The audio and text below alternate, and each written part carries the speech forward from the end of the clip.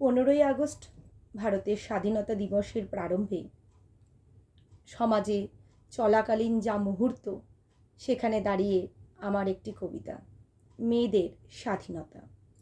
ছোটতে শুনতাম গায়ের রং ময়লা মেয়ের, ভালো বাড়ির সম্বন্ধ পাবে না। তারপর শুনলাম ওর বাবার ক্ষমতা নেই, তাই লেখাপড়ার জায়গায় বিয়ের টাকা জমাতে। কলেজ ইউনিভার্সিটি পড়বে, ছেলেদের সাথে ঘুরবে, সম্মান থাকবে না পরিবারের। ডক্টর, ইঞ্জিনিয়ার, টিচার যাই বা হোক মেয়ে, শ্বশুরবাড়িতে সোনার পণ দিতে হবে। বয়স অল্প, এখন সরকারি চাকরির ছেলের খোঁজ আছে। বয়স বাড়লে ভালো ছেলে গেল চলে। পিকনিক, ট্যুর, নাইট আউট আর শর্ট ড্রেস মেয়েদের ইচ্ছে, তাই ছেলেদের চোখ টানে।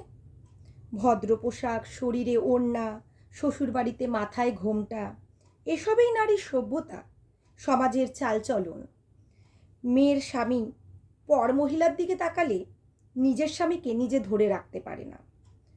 যদি স্বামী ভালোবাসার হয় ভাগ্যে, তাহলে বরকে রূপের জালে টানে।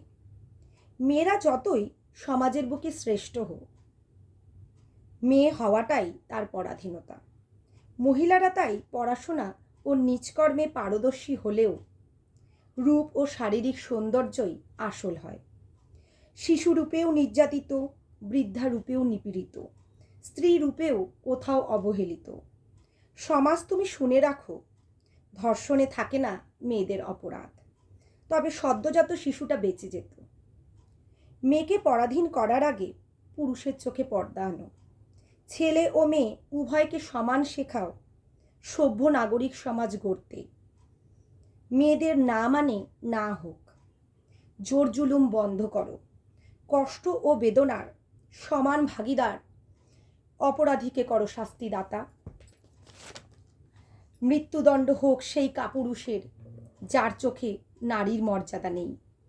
সমাজের বুকে ভয় জাগানো হোক মেয়েদেরকে দেওয়া যন্ত্রণার পরিণাম।